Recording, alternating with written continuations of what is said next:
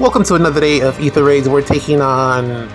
I don't know how to say that, but there's a wolf in there. I see the word wolf. And we're going to start off with the Ike team here. We're going to go in with the Ike team here because this looks like there's some type of trap here. Anytime I see Elencia, I know that there's some crazy shenanigans about to go on here. Crazy shenanigans afoot. So we're going to throw Ike at this just because there are no range units. These are all melee units. And Ike will not die to any of these. I think the only melee units that Ike dies to, I've heard some rumors about Sylvain with pre-charge no quarter. Well, Sylvain's blue, so I kind of understand that. And then there's also T-Ira. She can get the job done. Good morning. Ike dies to Ike. Which path is I think those are the main ones in terms of melee units. I've heard that Nerthus can do it if you give her like Hardy Bearing and Miracle. Yeah, I think those are the main ones that I've heard of, but we definitely need more counters to Ike. I can count on like one hand the amount of units that actually kill Ike, like just flat out with no shenanigans, actually just straight up kill Ike. Am I needed? Baby Robin is one. Grin can be one. Okay, I'm running out of units. Ivy. Okay, what is this Elencia gonna do here? Who's attack? Okay, Selgius. Great Ether. All right, and I knew it. That's exactly why I moved Peony. I knew that she would do some weird warping shenanigans. That is exactly why I moved Peony. Cat didn't catch me this time. Those rallies, man, those rallies were a dead giveaway that something weird was gonna happen there. So from here, we just need to close out the map. Avoid the... Am I up? Well, nothing to really avoid here. We just kill everything and then we win. Yeah, this is just straightforward tanking with Ike. We're going to try to get the pots and then close out the map. And that should be that. It should be a little bit difficult to take out the Selgius and Gatry, but we'll just do what we can to close this one out as quickly as possible. And yeah, that was a really, really neat trap, but we were able to sniff it out and avoid any mishaps on this one. But yeah, I was saying, I can count on like one hand the amount of units that actually kill Ike. It's unfortunate that Legendary Crom isn't able to get it done. I've really been trying to like hit some what do you call it? I don't want to say Sims because it's not really Sims. I've been trying to play around with just builds on Legendary Crom to see if he's able to kill Emblem Ike at all, and I just haven't been successful. Maybe if there was like some type of AoE build, but I'm not too confident with AoEs on Crom. Legendary Crom at least. I think Valentine's Crom does very well with AoEs, but Legendary Crom, because he doesn't have that pre-charge, a little bit more trouble with pulling it off. Maybe if I was able to get a Deadeye off with Legendary Crom. I agree. But it's so difficult for him to have his pre-charge special. I guess that's the one thing that I haven't like fully tested, like a pre-charged Deadeye. So I might give that one a try. Why didn't I think of that before?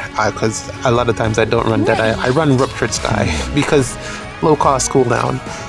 But yeah, I'll give Deadeye a try and see how that one works out, because we need more Ike counters in the game. I recently saw like Yunaka is able to do it once he has, or rather if he doesn't have bonus stats. If he has like mythic buffs and stuff like that, extra defense, then Yunaka will more than likely hit for 0. But if it's just like Summoner Duels or something, Yunaka can probably get the job done because she does get a lot of true damage from her Assassin Strike. which the damage that she is able to put out does scale off. If you pair her with Miracle, or probably even Lethality, she should be able to kill Ike in one round, but a lot of work to get to that build. And most people have just been foddering their Yunakas for the Fatal Smoke 4, which I have done, but that was like a spare copy. I put it on my Ganunga Gap. I thought the banner for Loki would have been out by now, but I guess I was wrong. It looks like they're waiting until the end of the month for whatever reason. I think, what, the 30th? It looks like they're going to probably do another trailer as well for Loki, or the actual Mythic banner, trailer, banner, whatever.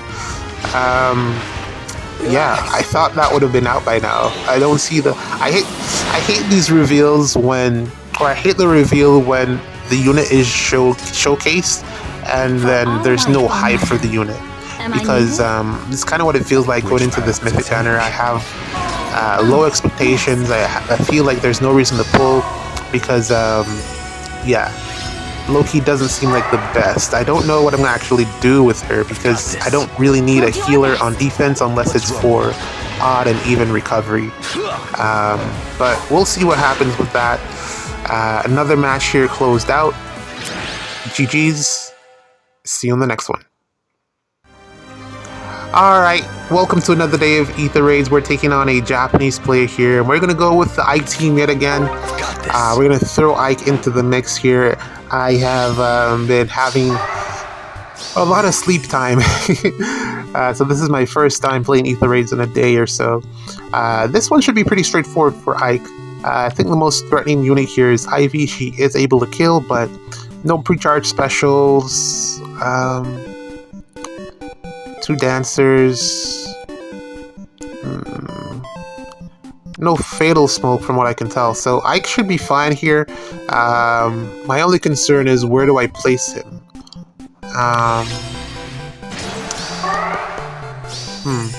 If it wasn't for Myr, because sometimes Winter Edelgard doesn't one-shot Myr, I would have gone with that team, the Edelgard squad, but as well as the fact that they have a trap exactly where their traps are well placed and they aren't running the hex trap, which is like way too much of a gamble for what I would have wanted to do. In any case, we're gonna do this with Ike. He has all of his stats. Probably just gets the Heart Spectrum, even though it won't matter because these specials are well, they're not pre-charged, so the cooldown won't work. The pulse down won't have a huge impact on the matchups. We do get the 3 spaces here for the finish, as well as to ensure that Ike is solo, so Sanaki does even less damage.